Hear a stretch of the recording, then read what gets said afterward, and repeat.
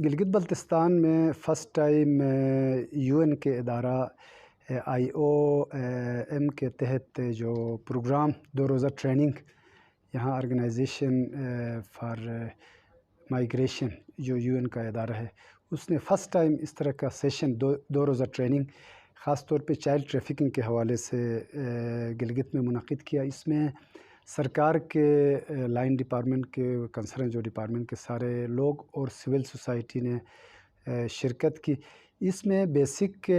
इनका जो यूएन के इदारे का मकसद ये था कि गिलगित बल्तिस्तान में ट्रैफिकिंग के हवाले से यहाँ जो 2 रोज़ा सेशन का स्पेसिफ़िक टॉपिक तो था चाइल्ड ट्रैफिकिंग, लेकिन जो ये इदारा ख़ास तौर पे काम कर रहा है ह्यूमन ट्रैफिकिंग को रोकने के लिए, तो इस हवाले से ओवरऑल भी हमें आगाही मिली। इससे पहले हमें इस हवाले से गिलगित बल्तिस्तान में न यूएन के किसी इदारे ने इस तरह का कोई इनिशिएटिव नहीं लिया था, न सरकार के इदारे की तरफ से इस तरह का कोई प्रोग्राम कंडक्ट किया गया था। तो यहाँ पे 2 रोज़ा डिस्कशन में यहाँ law enforcing agencies, administration, police, FIA और लाइन डिपार्टमेंट के जितने भी लोग थे सब ने पार्टिसिपेट किया। यहाँ शेयरिंग आइडियाज़ भी हो गए और हमारा अपना भी जो प्रैक्टिकल एक्सपीरियंस है यहाँ फील्ड में ख़ास तौर पे ट्रैफिकिंग के और इंटरनेशनल हवाले से काफ़ी इश्यूज़ और गिलगित बल्तिस्तान में चूँकि बज़ाहिर तो हमें नज़र नहीं आता है कि यहाँ ह्यूमन ट्रैफिकिंग गिलगित बल्तिस्तान में हो रही है नहीं हो रही है। तो एक तो 2 रोज़ा डिस्कशन से हमें कुछ चीज़ें सामने आ गई और कुछ हमारी अपनी ऑब्ज़र्वेशन में भी चीज़ें सामने आती है। ख़ास तौर पे गिलगित बल्तिस्तान में शादियों के नाम पे मुख्तलिफ़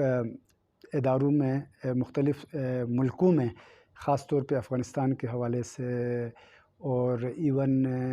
हमारे नोटिस में या कनाडा वग़ैरह भी शादी के उसमें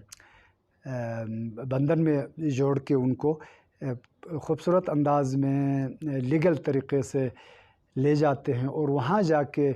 उन ख़वातीन को बाज़ तो बुरी तरह फंस जाती हैं, बाज़ वहाँ प्रॉब्लम का शिकार होके वापस आ जाती हैं। आज के ये इदारे के हवाले से और उसके अलावा जो मज़हबी हवाले से भी मुख्तलिफ़ लेवल पे लोगों को इमोशनल ब्लैकमेल करके मज़हबी लेवल पे उनको तरबियत दे के उनको कहीं ले जाते हैं और उनके भी ताने बाने मुख्तलिफ़ जगहों से मिलते हैं जो ग़ालिबन ये ज़्यादातर लोगों के नोटिस में भी है और इदारों के नोटिस में भी हैं। यहाँ के 2 रोज़ा ट्रेनिंग से जो हमें सीखने को मिला वो ये था कि जो लोग ख़ास तौर पे हमारे और तीसरी जो बात ट्रैफिकिंग के अलावा भी लोग के इनडायरेक्ट ट्रैफिकिंग है, लोगों को मुख्तलिफ़ कंपनीज़ जाली कंपनीज़ झांसे में डाल के पैसे बटोरने के लिए लोगों से पैसे भी लेते हैं और उनको इल्लीगल ले जाके किसी मुल्क में छोड़ के वापस आ जाते हैं। तो बाद में वो लोग वहाँ या उनके कानून की गिरफ्त में आके जेलों में बंद होते हैं या वहाँ क्रिमिनल्स के वो हथों चढ़ते हैं। तो इस तरह के लोगों के लिए ख़ास तौर पे